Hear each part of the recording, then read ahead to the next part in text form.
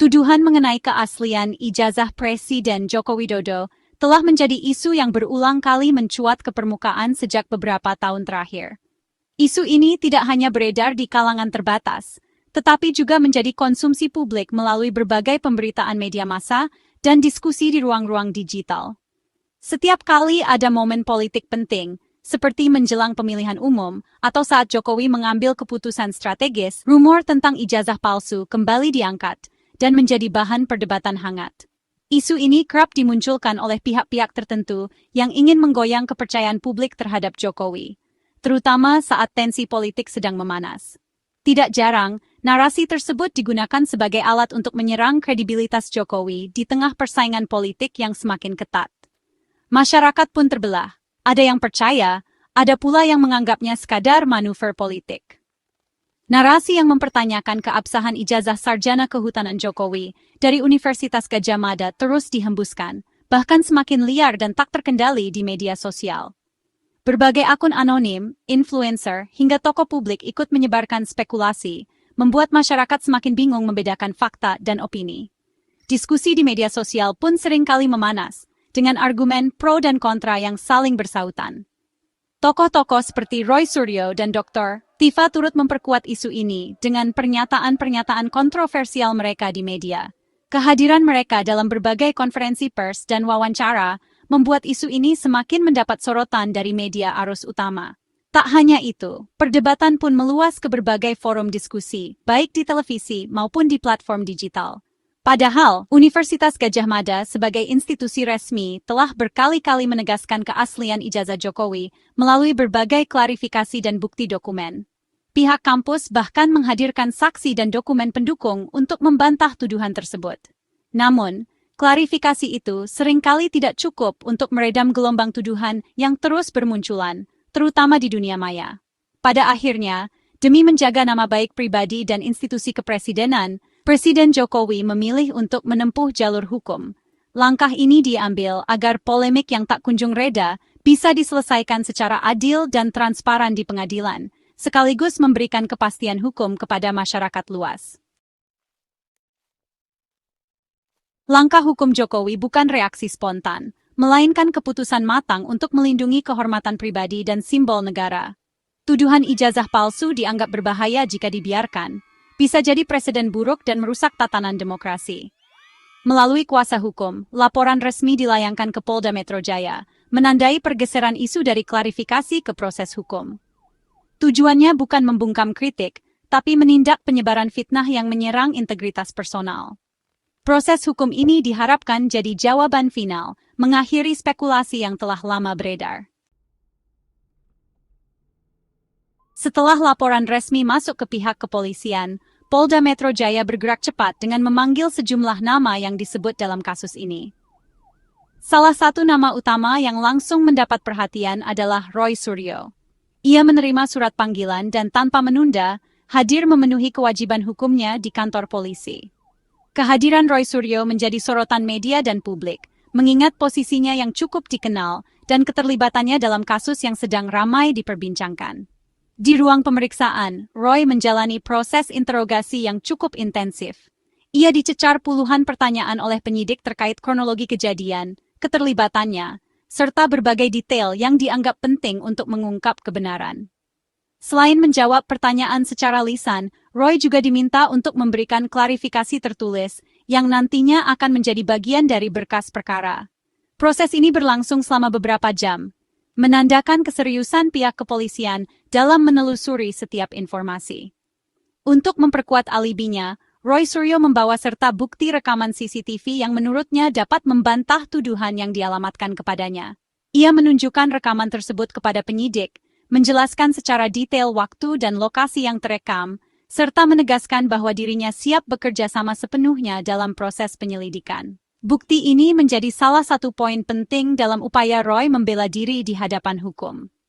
Pemeriksaan terhadap Roy Suryo ternyata bukan yang terakhir.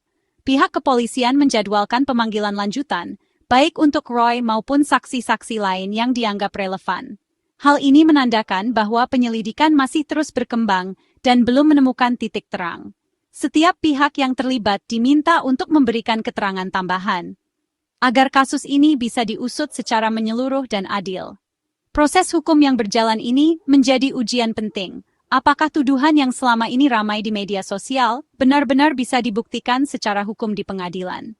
Banyak pihak menantikan hasil dari proses ini, karena akan menjadi presiden penting dalam penanganan kasus serupa di masa mendatang. Setiap keterangan yang diberikan Roy Suryo, baik secara lisan maupun tertulis, akan sangat menentukan arah perkembangan kasus ini. Penyidik akan mencocokkan setiap pernyataan dengan bukti-bukti yang ada untuk memastikan tidak ada informasi yang terlewatkan. Di balik layar, tim penyidik terus bekerja keras, mengumpulkan data, menganalisis dokumen, dan mendiskusikan setiap temuan. Mereka berupaya membangun gambaran utuh sebelum mengambil keputusan akhir, agar keadilan benar-benar bisa ditegakkan dalam kasus ini. Selain Roy Suryo, beberapa nama lain juga terseret, seperti Dr. Tifa dan Egy Sujana. Penyidik memeriksa mereka berdasarkan 24 objek bukti digital yang diserahkan tim hukum Jokowi. Dr. Tifa hadir memenuhi panggilan, sementara Egy Sujana dan beberapa lainnya mangkir. Pemeriksaan maraton juga dilakukan terhadap saksi lain, menandakan keseriusan penyelidikan. Ketidakhadiran beberapa terlapor menjadi tantangan tersendiri bagi polisi. Proses pemanggilan berulang menggambarkan kompleksitas kasus yang melibatkan banyak individu. Setiap keterangan sangat penting untuk merangkai puzzle penyelidikan. Recent. Laporan hukum Jokowi didasari pasal-pasal KUHP dan UU ITE, menjerat pelaku pencemaran nama baik dan fitnah digital. Pasal 310 dan 311 KUHP mengatur pencemaran nama baik dan fitnah, sementara UU ITE menyoroti penyebaran melalui media elektronik. Kombinasi pasal ini memungkinkan penindakan baik dari sisi substansi tuduhan maupun medium penyebarannya. Penyidik dapat menelusuri jejak digital, membuktikan niat jahat dan mengidentifikasi pelaku. Pendekatan hukum ini penting untuk menangani kejahatan siber yang makin kompleks. Bukti utama kasus ini adalah 24 objek digital dari media sosial, tangkapan layar, video, hingga percakapan grup.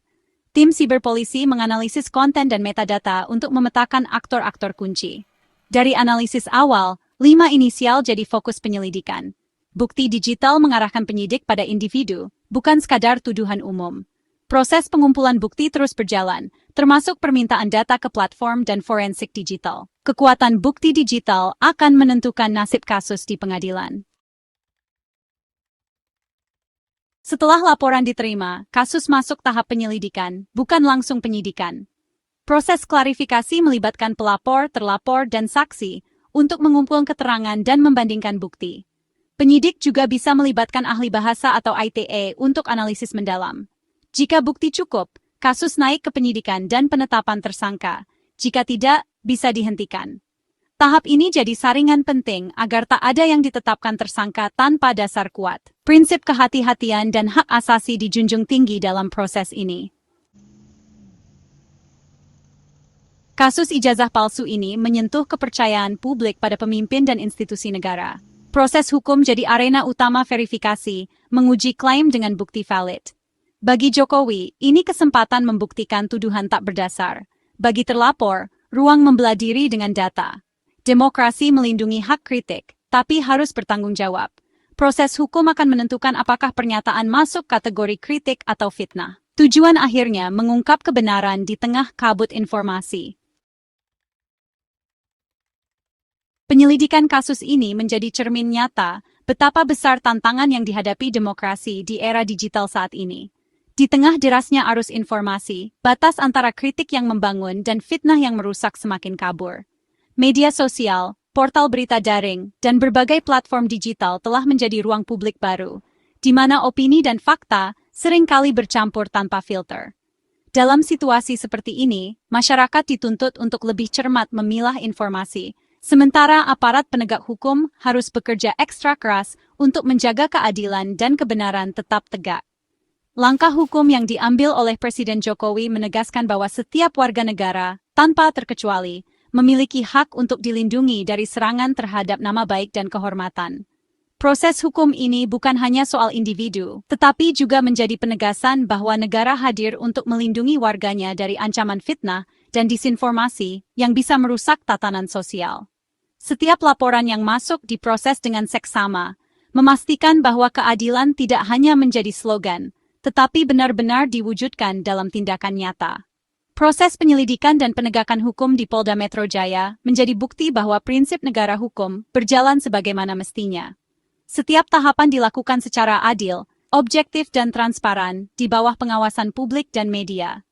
Tidak ada ruang untuk intervensi atau tekanan dari pihak manapun, karena integritas proses hukum adalah fondasi utama kepercayaan masyarakat terhadap institusi negara. Para penyidik bekerja dengan penuh dedikasi, memilah fakta dari fiksi, menelusuri setiap bukti, dan membuktikan apakah ada niat jahat di balik peristiwa yang terjadi. Mereka harus memastikan bahwa setiap keputusan diambil berdasarkan data dan fakta, bukan asumsi atau tekanan opini publik. Proses ini sangat penting untuk menentukan ada tidaknya unsur tindak pidana, sehingga keadilan benar-benar ditegakkan. Pada akhirnya, putusan hukum yang final akan mengakhiri berbagai spekulasi yang berkembang di masyarakat.